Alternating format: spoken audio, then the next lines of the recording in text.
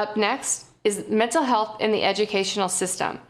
Thank you for tuning in to the 320 Festival. All right, so hi everyone, my name is Sin Gomez. I'm the moderator for the Mental Health and Education panel. Today what we're going to be talking about is tackling issues of stress, depression, the influence of a pandemic, and how education systems can not only support but help students improve their mental health. We have a couple people here with us today, starting off with myself. I am a senior at Vista High School. I volunteer in many organizations and I'm very involved in school activities such as clubs and sports. I'm in 4 different clubs and I play 2 sports throughout the school year. I'm an ambassador for the nonprofit organization called Tangible Movement, who got me involved with the 320 Festival. So in my free time, I love public speaking as well as reading, and I enjoy conversations surrounding mental health as well as human rights and social justice. Next summer, I'm going to be attending Stanford's intensive law summer trial program, and I hope to attend Berkeley this fall and major in social welfare. My career goals consist of being a lawyer and a congressional official.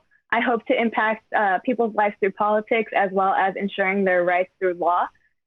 With me, I have Karen McCain, and Karen has been a leader in large organizations in education and behavioral health sectors for more than 20 years. At Mastery Charter Schools, a nationally recognized network of 24 Pennsylvania and New Jersey schools, she has designed cross-departmental, practical, and effective trauma-informed programs and interventions for students with behavioral problems. She facilitates large-scale trainings with trauma, positive behavior intervention, and support and crisis response. Karen also consults nationally and internationally, providing training programs as well as hands-on assistance in schools and behavioral health programs. So hi, Karen. Hi, thank you. I'm also here with Karen McClintock, and Karen leads EVERFI's impact work in mental health, wellness, and social and emotional learning. She is a strengths-based mental health counselor with a diverse array of experience in mental health, as well as substance use prevention, violence prevention, digital wellness, and diversity, equity, and inclusion.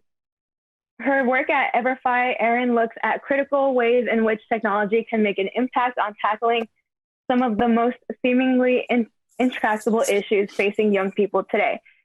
And she uses data available to cultivate widespread impact on prevention and treatment for humans across a lifespan.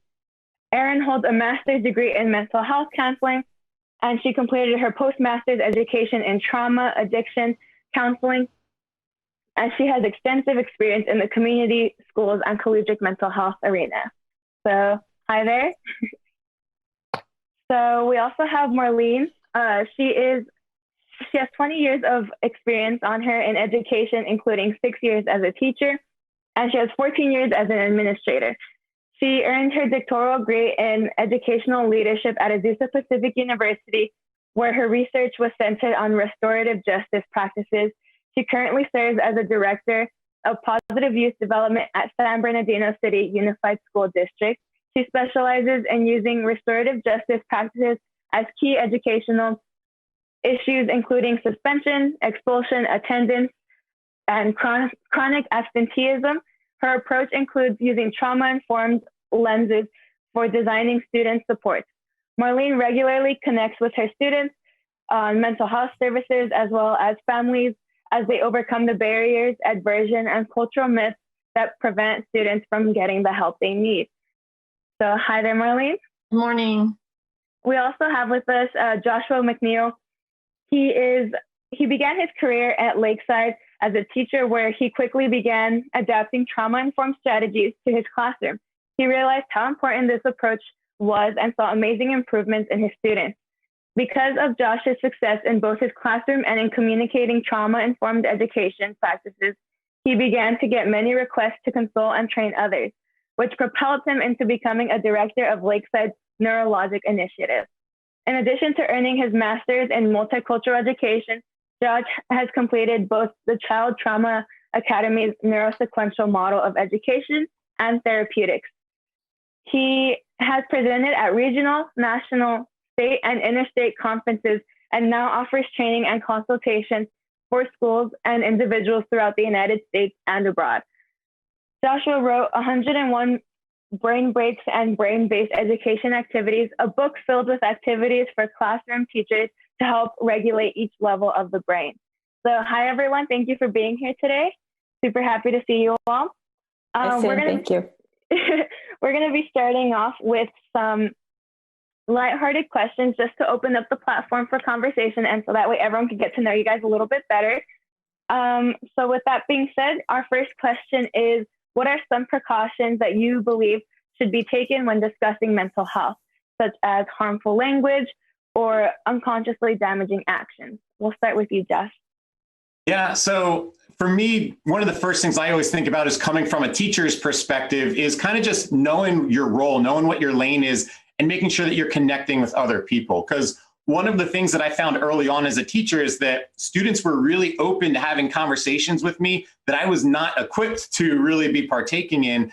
And I think that everybody that works with young people really wants to just come to the rescue, but really realizing, no, I'm a teacher, but I need to make sure that I'm connecting them with the counselors or connecting them with the appropriate people that could help and support them. And it doesn't mean that I don't play a role in the process, and it doesn't mean that I'm handing off a problem, but it's just knowing that I need others to help me to best support the students that I'm working with. And then even furthermore is just being transparent up front with students, knowing, hey, I'm here for you, I care about you. And part of the way I'm always going to care about you is by linking you with other people that I know can help and support better than I can when that's appropriate. And while at times that's been difficult for students because I had the need to kind of share something personal with somebody else, in the long run, I know that they were able to get the help, the love, the support that they needed. And so I think that that is just so necessary in having that transparency up front with whomever you're talking with.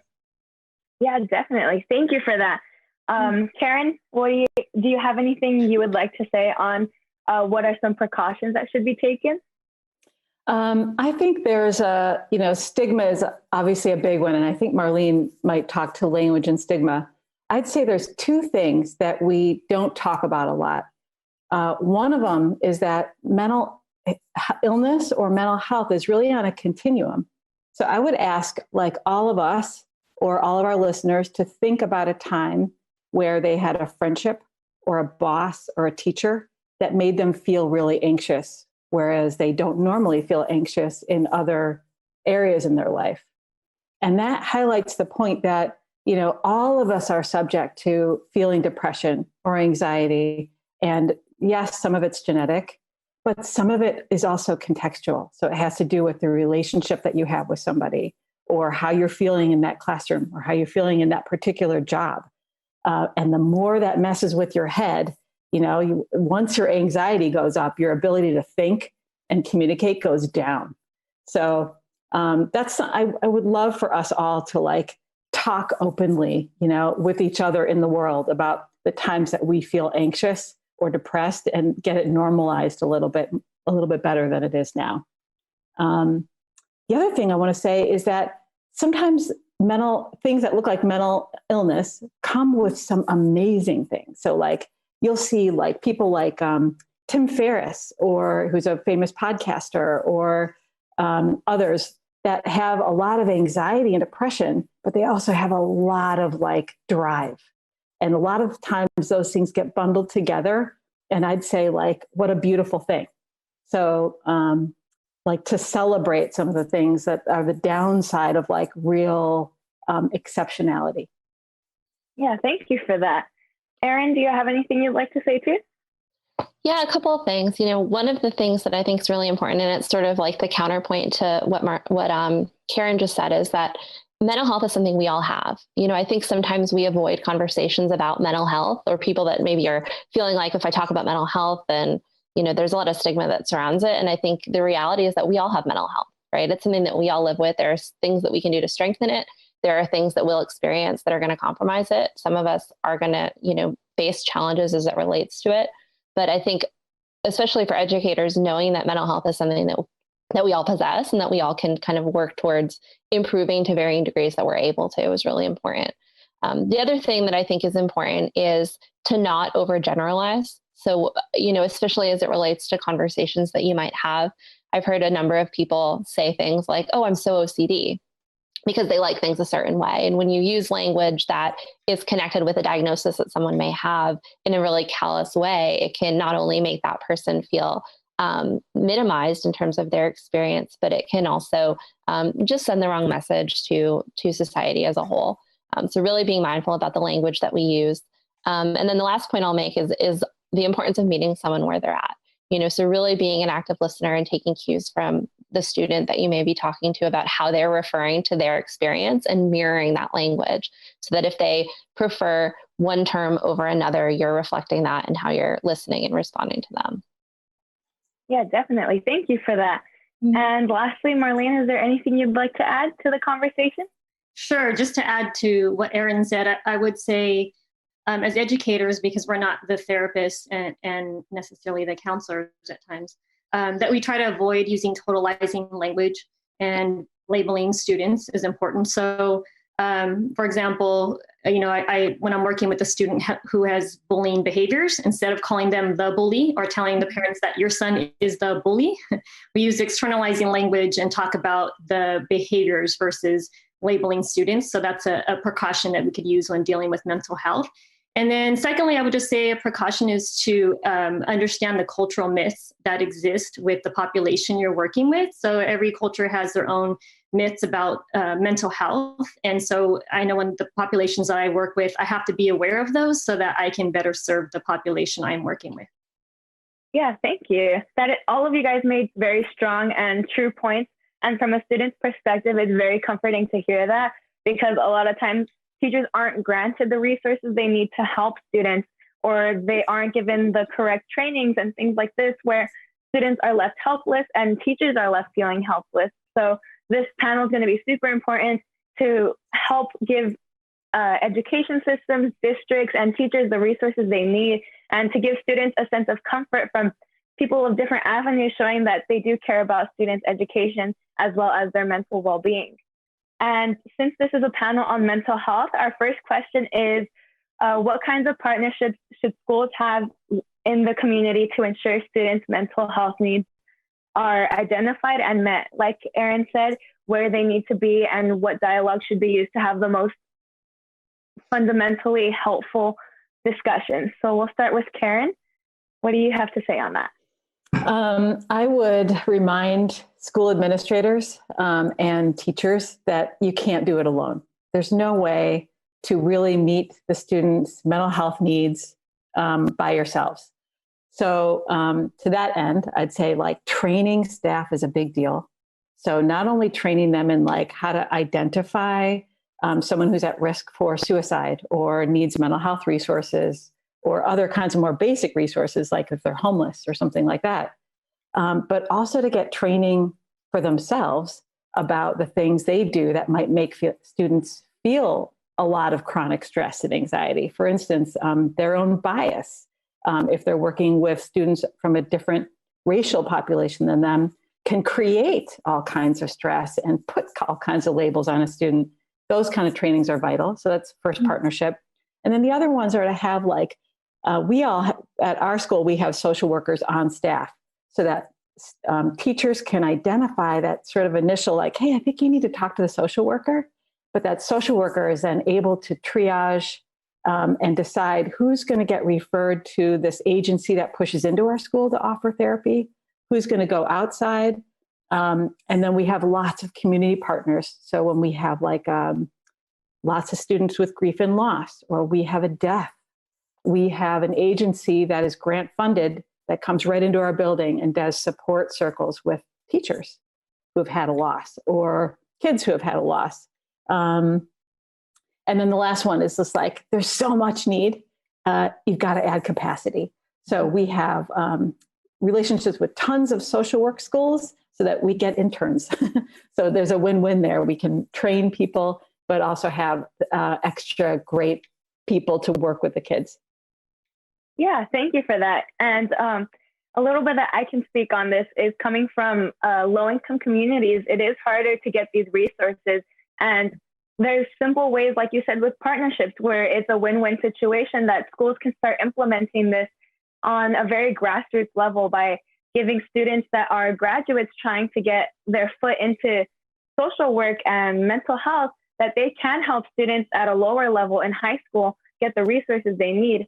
So thank you for that. It gives not only those who can afford to fund these things, but also the scholarships and grants and trainings that students need. So those are all very good and true points. Marlene, would you like to add to this? Yeah, absolutely. So I absolutely agreed with what you both said. In addition, well, I work in San Bernardino, and it's a large, socially, economically disadvantaged community. And we have an entire department that works on mental health for our entire district. But we still use a lot of outside partners. And one thing I want to encourage is to find outside partners that are willing to house their therapists and counselors on school site campuses. One of the best examples I have seen at a school site, it's a community school where the kids have tons of trauma and really need those services. The counselors and therapists are on the campus. The kids see them every day. They become a part of the regular school operation. So what has happened is there's no longer the stigma for kids to get therapy on their campus. Kids are encouraging other kids, yeah, get to your session, head over there.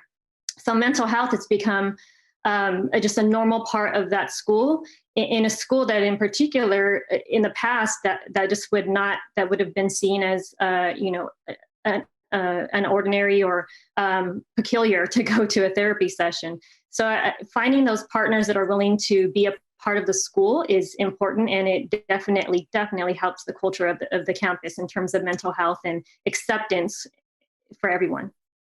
Yeah, definitely. I think that a lot of clubs on school campuses are trying to give that same feeling of destigmatizing mental illness and reaching out for mental health, but all of those points of incorporating into the school day and school atmosphere is going to be a really crucial part in moving forward, because I know from my experience, students like our past valedictorian have struggled with their mental health and felt the need to reach out and get help on campus secretly, where they discreetly left class when they felt the need to remove themselves from stressful situations, but everyone still questioned it. And it's still something that a lot of school atmospheres need to work on. So thank you both for the input. And if anyone else would like to add, feel free.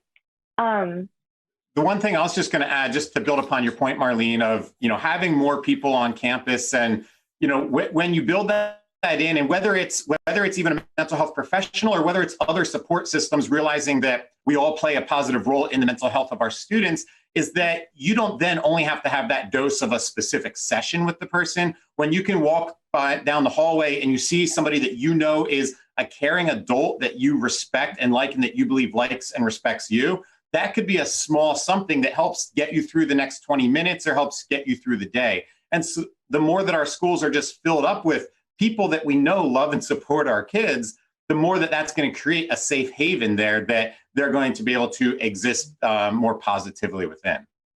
Absolutely.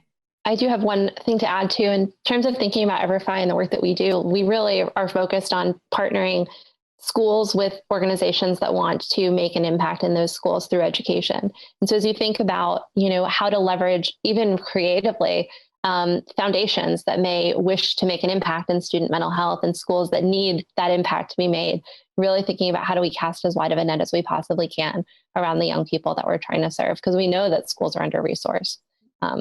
And unfortunately, until that reality is solved from, a systemic standpoint, how else can we be creative about the partnerships that we're creating? Yeah, thank you guys. And you guys prove that a lot of schools can start implementing better mental health resources as well as more accessible mental health resources, because you guys are the ones doing it. So just conversations like this help open up the discussion, and thank you guys for that. And as you guys can tell, we have gone digital thanks to the COVID-19 outbreak and the fact that we need to maintain social distancing. So this is how we've accommodated. But with that being said, a lot of students are experiencing exponentially higher rates of depression, anxiety, and everything surrounding education that has now gone completely digital and from home. So how do you think that COVID-19 is impacting the mental health of young people, as well as how is this trauma and stress going to impact their future behaviors and their capacity to learn? Because social skills are being changed as we're speaking. And what do you think schools need to know when there is a neurologically appropriate way to come about this and handle this? Yeah. So, you know, the first thing that really comes to mind is that our brains love, you know, predictability. They love patterns. And so all of a sudden, when all of this changed, our brains just pattern of what's normal all of a sudden changed. And so that adds this huge level of stress to our students' brains.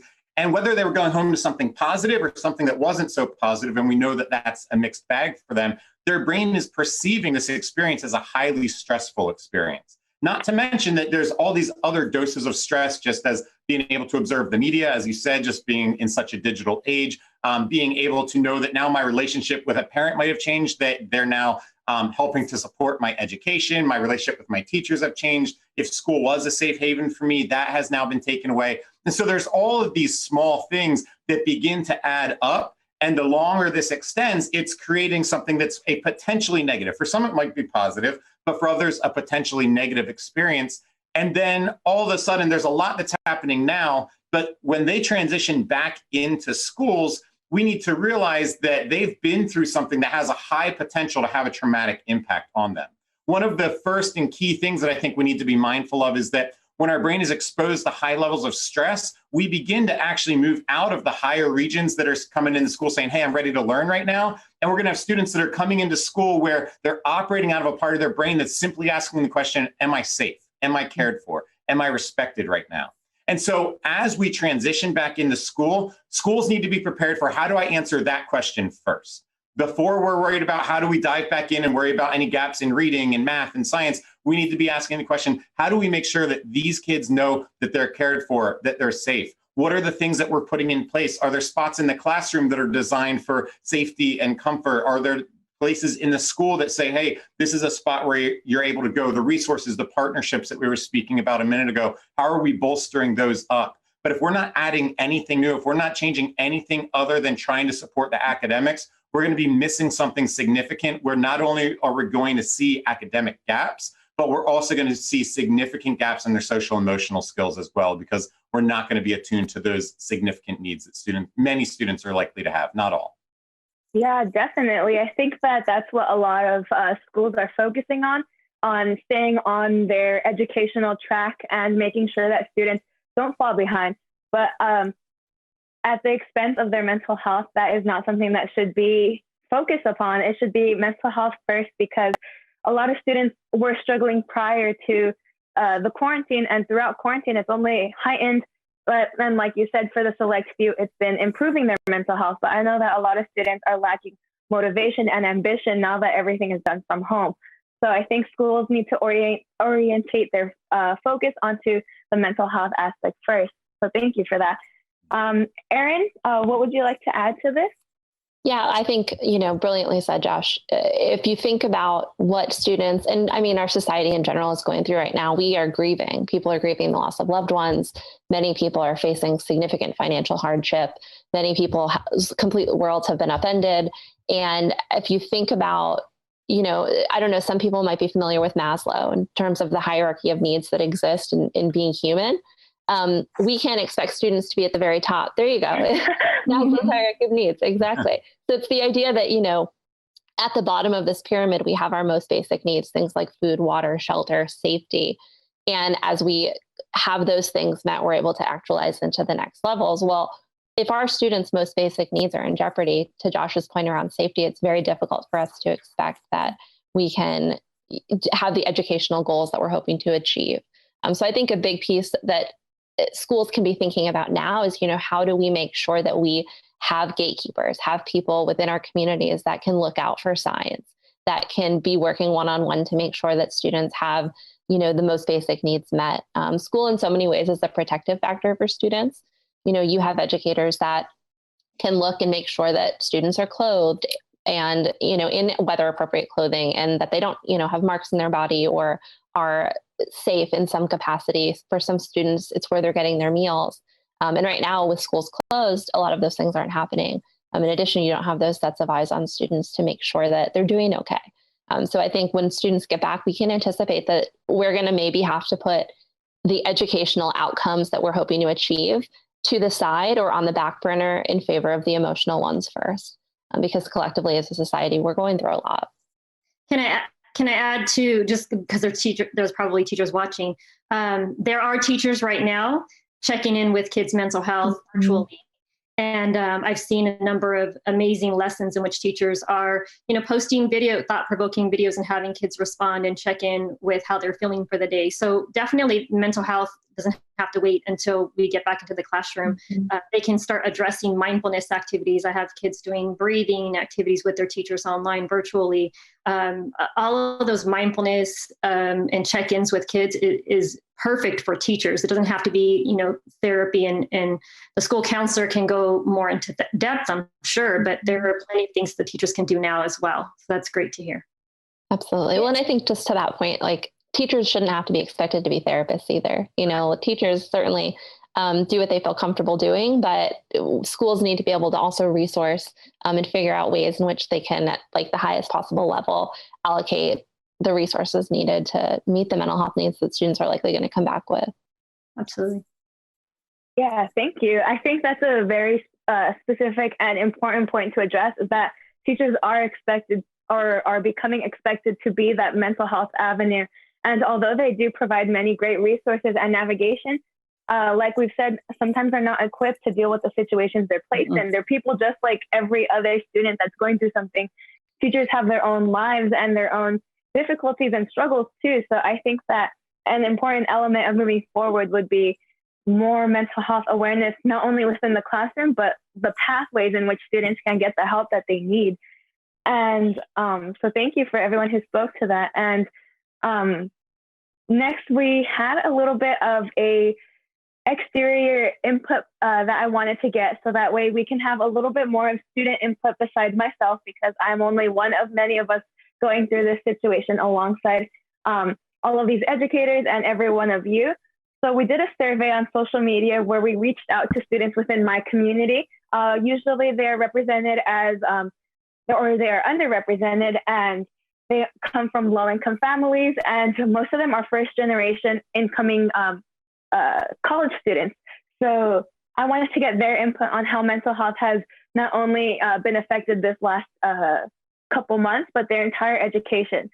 So we found that many schools and districts are beginning to send out what are called mental health evaluations with Google Sheets or Google Forms, trying to get a sense of what their students are going through.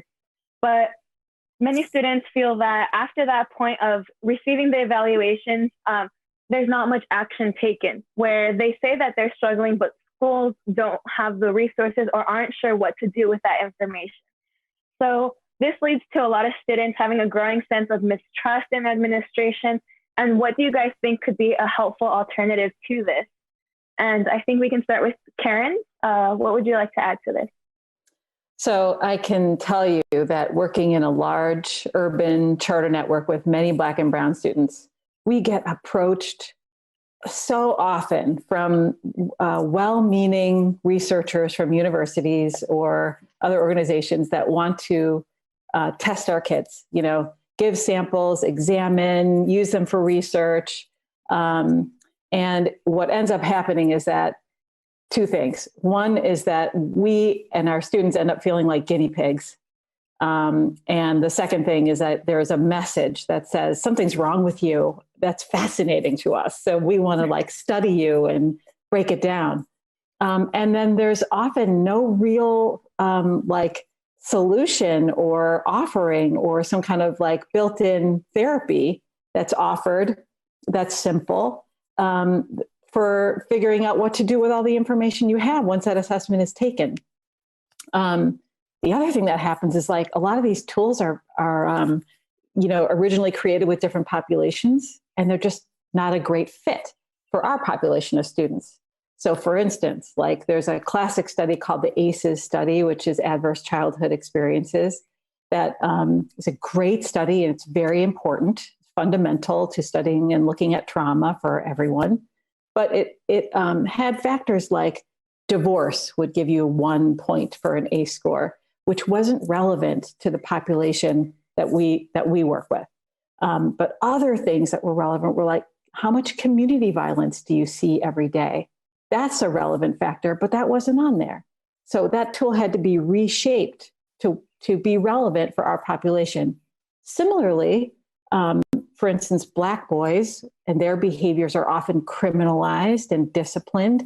So depression or anxiety for a Black boy may look a little more like impulsivity. Like, I don't really have a belief that I'm going to live past X. So when I'm feeling my worst, my behaviors might look impulsive instead of classically depressed. And that stuff gets missed if you're using the standard tools for looking at depression. So I would say the alternatives are build the tools with the community so that you're actually asking you're asking the right questions. And the other thing is, like, you could abandon the tool and just make the offering to the whole school. So things that are good for people's mental health are also good for the adults in the building and the administrators in the building, the teachers in the building. Like, if you have a safe community that has safety and belonging for everyone, that's a good thing. I was talking to teachers in Canada yesterday that are starting to open up schools. And the one I was speaking to is like, I have a 6-year-old that has asthma, and they're not taking like basic precautions to help me feel safe when I walk in the building. That's just one example of, like, a teacher not feeling safe is going to not be a teacher that's teaching well or connecting to students well or regulated themselves. So when you take solutions that are actually for the whole building and listen to everybody, those sometimes can be enough. You don't have to do an assessment on all kids. So yeah, definitely. Thank you for that. It gives a different perspective as to what the standard is, because yes, mental health is important for students. And right now we're still working on navigating through what that means for each student. But there is a benefit to just broadening it to everyone, because everyone in the education system and those who are the educators and the administrators, their mental health is impacted too by getting the secondhand situation of what students are going through, like asthmatic children who need more preventative measures, and parents who oftentimes don't understand what the student is going through, both physically and mentally. So thank you for addressing that, because that is an important part that often gets overlooked. And Erin, what would you like to add to what schools can do with effective alternative measures to the current situation that many are choosing to navigate through? Well, I really like the idea of sort of building the data alongside students. Like, I think data is important. We need data to be able to really get a sense of what we need to do in response to it. But I think we almost have to work backwards, as people think about what kinds of questions you're asking, be really intentional about it. Why am I asking this question? And what am I going to do with what I learned from it? I also think it's important to communicate that with students, so that you as a student are not feeling like, well, I'm giving all this information, but where is this going? What am I getting in return? The other thing that I think is really important related to data that, I think schools do a varying degree with is disaggregating it, right? So if I'm sending out a survey to my entire student population of 1,000 students, and I look at just the averages of that data, I'm going to see one story. But if I disaggregate it by things like grade level, by things like gender, by things like race and ethnicity, by things like, where my students are coming from, I may see different stories emerge. And especially around the topic like mental health, that might empower and change where I provide resources, what kinds of money I put into the solutions, which student groups I need to have follow-up conversations with. But I think, really making students a part of the data collection process is important to make it so that it feels like an authentic experience where there's some transparency that exists. Yeah, that's definitely something that needs to be incorporated, because like Karen had said, a lot of times as a student, you do feel like the guinea pig, because you get standardized testing, you get the classroom environment, and you get outside resources that are trying to be helpful, but a lot of times the students don't get that message, and it's kind of like, you're going to end up as a statistic or just another number, and you're not sure where the resources are going to come in afterwards.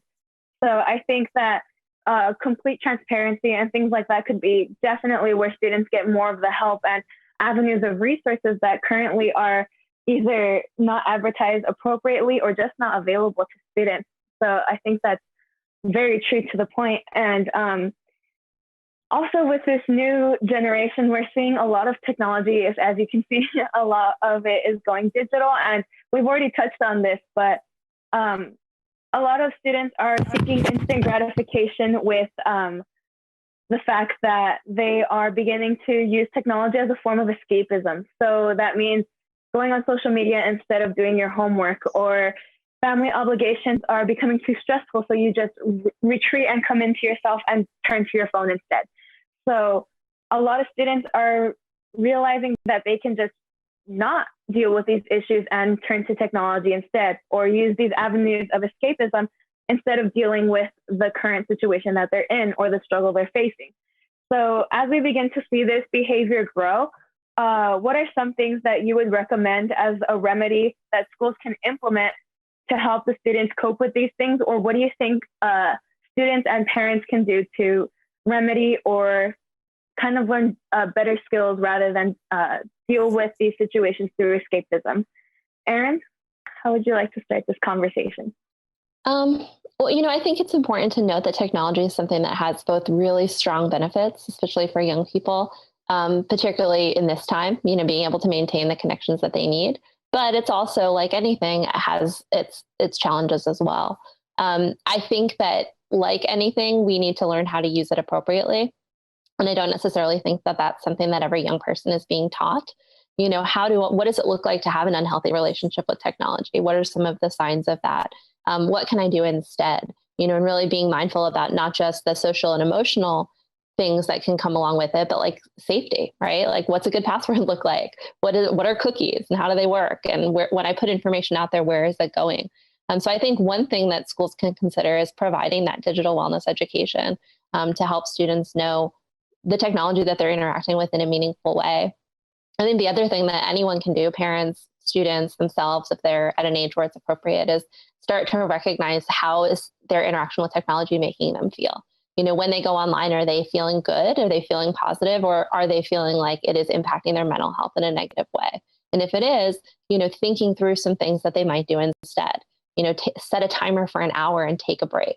And then go back to it and do something restorative for yourself, or, choose to only look at those sites or follow those people that make you feel good and are inspiring, rather than those who you may have social comparison theory around and, find that it's impacting you negatively.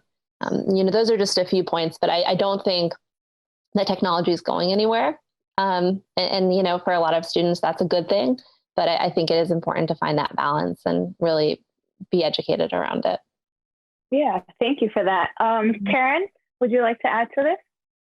I think, like Erin said, there's good and bad, right? Like, there's connection that's happening, especially now. The bad thing is that our brains have this annoying feature, which is like a cognitive bias, where we get really, we automatically compare how we're doing against whoever happens to be in front of us, unfortunately, rather than thinking about, what am I striving for? And let me compete or compare myself with them to make myself better. It's whoever's in front of you. So if you guys all think, or people listening think about some of the recent images you've seen on Instagram. So maybe it's someone who had this amazing craft project or amazing dinner that they've just prepared. Automatically, your brain starts comparing yourself to them. And unfortunately, your self-esteem takes a plummet. So it's very rare that we feel better from a down comparison, but almost always feel worse to an up comparison. And that affects our mental health, makes us feel stressed, it makes us feel bad about ourselves. So I think what students need to know is be mindful when you're opening up Instagram and Snapchat and TikTok or Facebook, that when you're going to look at images, you're seeing just one little glimpse into someone's life. It's not the whole story. There's all kinds of other stuff that doesn't look so pretty that's also there. So you give yourself a warning not to compare yourself, because you're going to end up feeling bad. And then the other thing I would say is for people to be more honest, even on social media, about the full scope of their lives. Just like someone like Michael Jordan has been super honest about, look how many fails I had and how hard I had to work to actually have this amount of successes. If we all did that, like on social media, we'd have less stigma and we'd all feel better about ourselves. So I'd say like kids learning to do that would be amazing. Yeah, definitely. And speaking from being a student and also an advocate, it's kind of like a paradoxical structure where you feel like you have to set the standard, but you're also conforming to it to a certain extent.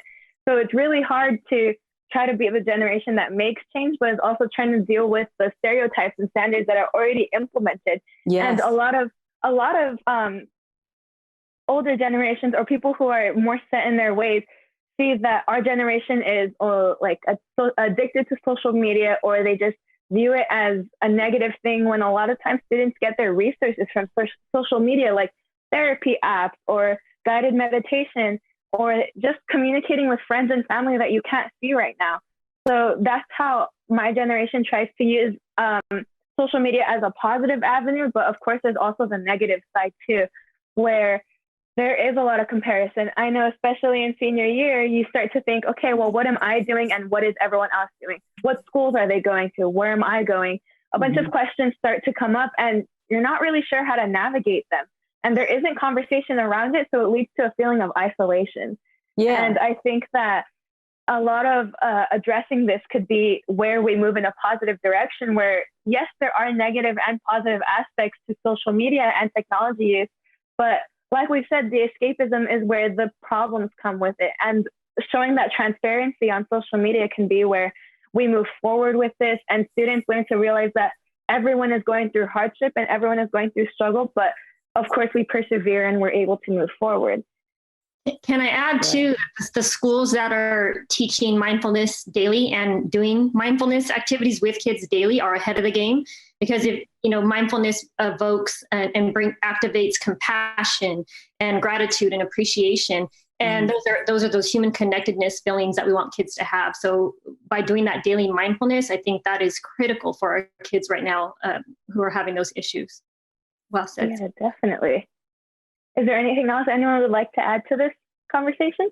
I mean, the one piece I was going to say about technology is also just the idea that kind of knowledge is power and knowing what you're doing. And so when you're utilizing technology, one of the things that it does is there's a term out there, regulation, that's really popular, self-regulation. And really, regulation is the ability to put time and thought between a feeling and a reaction. And when you're using technology, everything's instantaneous. And so the more time you spend with typical technology, it's teaching your brain that there is no time between feelings and actions. I want something, it happens immediately. I click something, it shows up right away. And so that's teaching your brain to literally not have any patience, to not have any capacity to wait on something or work towards something. And if we're doing that day in and day out, and so if we are escaping to a tool like that, and we're spending a lot of time on that, as we shift away from that, our capacity to sit and wait on something actually goes down, because we literally trained our brain, no, this should come instantaneously because other things do. And so part of that's even just being mindful that, it's not just about what am I getting right now, but what am I doing right now that's actually going to impact how I can wait for things, how I can work towards things, how I can relate to others in the future, and just realizing that there's a broader impact there. Yeah, definitely. So as we're winding down on our conversation, I would first like to take the time to thank everyone who is watching us and putting in the time and effort to learn about how education and mental health can improve, and how some school districts and different areas of the country are learning to cope better than others, and how we can all unify into this one common goal of improving mental health. So like Marlene is saying, that there are different schools that are implementing this mindfulness, and that can prove to be the start of something great, and these resources can start being more available. So thank you to the rest of the people who chosen to tune in today, because without this conversation happening, we would stay in this systematic way of looking at mental health of it's something separate from education or something separate from your social atmosphere. But no, these things are integrated into your everyday life, and there isn't really a choice to deal with it, because in the end, it can only impact you negatively if you continue to push it aside. Your mental health and your academic success go hand in hand. So it's really important that not only young people, but educators learn that there is a relationship there and a correlation between these two factors. There can't be any causation yet, but there is evidence that there can be a harmful effect if these strategies and situations aren't dealt with. But there is positive ways of looking at it when schools can work towards a common goal like mental health. And with all that being said, I would like to open it up to everyone. If you guys think that there's something that everyone watching should think about that we may not already be talking about or thinking about in terms of the importance of mental health in students. So is there anything you guys would like to add to that? The one thing I'd like to just say as the last word is really just to trust yourself, to know yourself. Your brain, I always talk about the brain, but your brain's number one job is to keep you safe. And so as you're getting lower, as you're experiencing stress, it might say like, hey, you have this need to connect with others, or you have this need to move. And sometimes we have those inner kind of feelings like, oh, I need to get up and, run around, or I need to do something physical, or I need to connect, or just, wrap myself in a blanket right now. And, oh, I don't have time for that, or that's not appropriate in this setting. And just to realize that's actually your brain's way of saying, hey, we need to do this to feel calm, to feel right. And that as we do those things, we can move up higher. And so this is a stressful time. Trust yourself, listen to yourself, and try and find socially appropriate ways, obviously, to be able to listen to what your body's telling you to do. And that's going to help you to get back up to that spot where you're going to be in a great spot to learn and do the things that you're expected to do right now. Yeah, definitely. Would anyone else like to comment on this? I would just add, for a final note, that everyone in the building needs to learn and practice mindfulness. And it helps when the adults, when the administrators, the teachers, the counselors, the rec aides, the cafeteria personnel, everyone in the building knows and understands mindfulness, what trauma means to be trauma informed. Everyone practicing mindfulness. I would say it's just important to make mental health and mindfulness a part of our regular curriculum for the sake of everyone, not in the school building, and just for our society in general. Thank you. Yeah, definitely. Karen or Erin, is there any final remarks you guys would like to add? Yeah, go ahead, Erin. One thing I was just going to say is I think we've talked a lot about challenges that young people are facing. And I also think it's incredibly important to acknowledge the strengths that exist among our youth today. Sin, I think you're an incredible example of that. Mm-hmm. We are fortunate enough to have youth that are compassionate and socially conscious, and mental health is becoming more and more destigmatized in terms of help seeking and talking about it. And I think it's on us as educators, as counselors, and as people to think about how we can nurture those strengths and help students identify the strengths within themselves so that they can use them in the context of the challenges that they might face. All right. Thank you all for spending the time today. And on behalf of students, this is an amazing opportunity to talk about these things and address the struggle that students are going through and build upon this upon every campus. And these resources are appreciated now more than ever. So thank you for all of you making the time today and spending the time with your students and people who you think can impact this situation and open up the conversation, because until everyone is talking about this, there is still going to be stigma, and it's everyone's job to try to improve that and educate themselves through mediums like this of conversation. So thank you to all of you for taking the time today. Thank you, Sin. Thank you, Sin. Amazing.